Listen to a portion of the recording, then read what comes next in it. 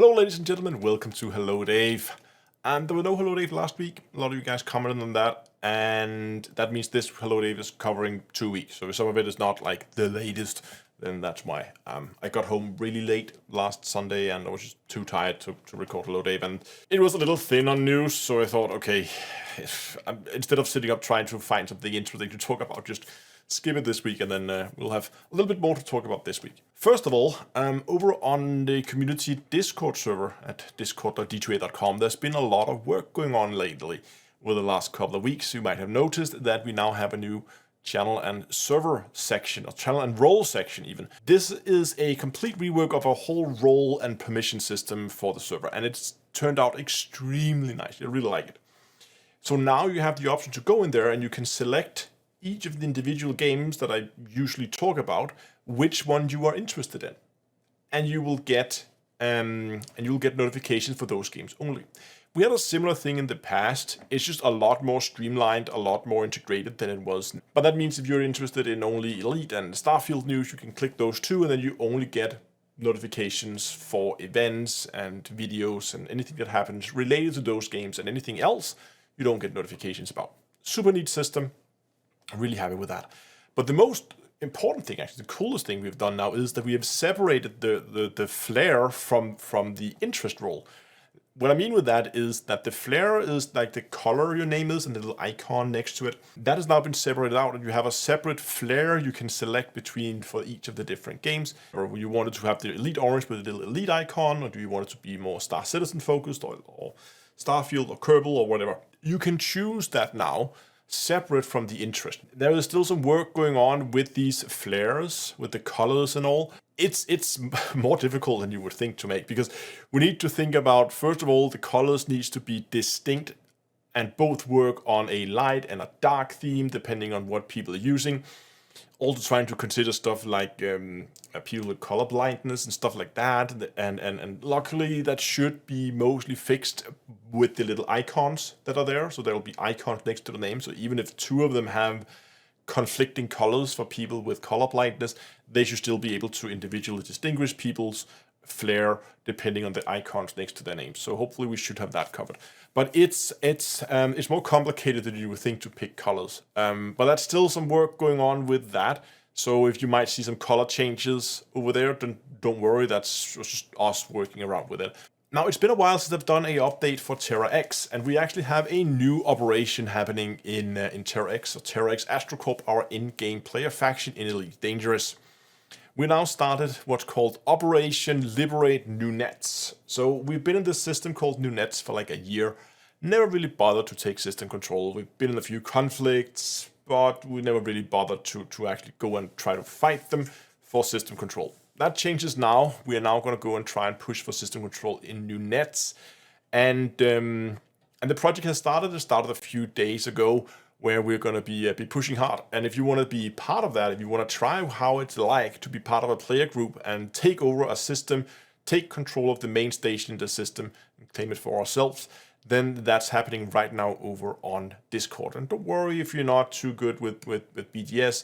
We have plenty of people that will be more than happy to help you get started and figure out what to do and where to go and all that stuff. The other thing with this project that's kind of fun is we recently onboarded a new faction planner. So we got a new guy who joined the faction planning team. And I've always been a fan of the learning by burning method, where you just throw people into the deep end and then support them as much as you can, and then they will learn as they go. That's kind of what we're doing with him here. Kind of giving him a bit of a tough start, and basically just giving him this Nuenets project, say, there you go, that's yours, go. Win this system, take it over from us. And of course we have some of the more experienced faction planners that are sitting there, they're helping out. So make sure everything goes according to plan. Lots of things happening with Terra X, and I'll try to get some more updates out as the project or the operation here develops. Moving over to Star Citizen, CIG has been talking about some changes, some rather interesting changes actually, to the crime and punishment system. Right now, if someone goes into your spaceship, you will immediately be notified because they join the spaceship's voice channel. So you always have the voice channel list visible on screen, and you can see who is in it, and if somebody enters your ship, it'll show up in the list. immediately notifying you of a potential would-be pirate or whatever that's boarded your ship.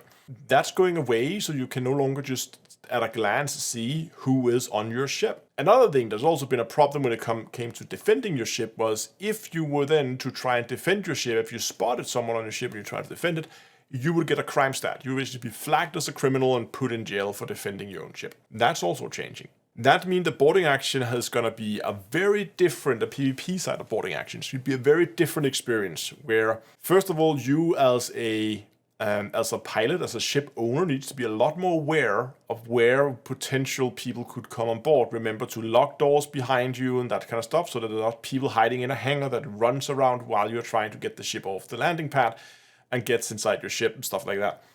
On the other hand, if you are boarding another player's ship, it's now a lot more dangerous, as before people would be reluctant to just shoot people on sight as they would get a crime stat. However, now, well, the owner of the ship can just shoot people on sight without getting any repercussions, because it's no longer a criminal offense to defend your own ship, meaning making it a lot more dangerous, and you could then, as the potential person boarding, have to go and then maybe also be a little bit more aggressive, but then you will also get the crime stat if you decide to kill the person on board. So there's a bit of a more risk involved in this kind of activity now, which I will be interested to see how that plays out. Also, regarding 320, there is a potential wipe coming in. We don't know the extent of the wipe, if it's going to be full or if it's going to be a partial wipe. And the information is also a little, let's call it shaky at best. It was from a bar CitizenCon where somebody talked to one of the guys working for CIG. So the information is like some guy talked to another guy at a bar, which, well, we'll see. But they are at least considering making it or adding a wipe for 320. But it depends on whether they're going to be able to fix the duplication box that's currently in 319 right now, where players are able to duplicate certain items, making ludicrous amount of money, as some of you will know. And that, of course, means that there are some people out there sitting with a whole lot of in-game credits, becoming very wealthy in the game. And doesn't really make a lot of sense for CIG to make a wipe if they can't fix that bug for 320, because then people are just going to go and do the duplication thing again and make more money that way. So we'll see. Just want to give you a heads up that there may be a either full or partial wipe coming with. Okay, live stream. I will move the live stream from Tuesday to Wednesday. I have some private things going on Tuesday tomorrow, so the live stream will be moved to Wednesday instead. The content of the live stream is dependent on a few things. So the main plan is to go into Elite Dangerous and help with Operation Liberate Nuenets. However, we have seen some very good progress with it so far.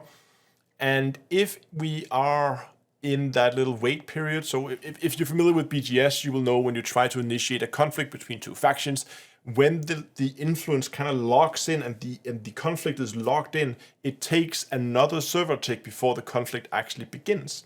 So there's this like preparation day where you don't really have a whole lot of things to do. Your influence is locked, so you can't really move the influence anywhere, and you can't really start the conflict either. If we end up with the prep day being on Wednesday, then I'm not going to go and stream Elite, as there will be nothing to do for that project. We could go and do some exploration instead, maybe, but I would rather actually go and then play Breathage, which I've been streaming a lot lately. So basically, if either we are before or after the prep day for the conflict in Nuenets, then I'll be streaming Elite. But if we are on the prep day, then I'll go and stream some Breathage. And as I said, it will be moved from Tuesday to Wednesday just this week. Next week it'll be back on its usual spot, but Tuesday will be moved to Wednesday.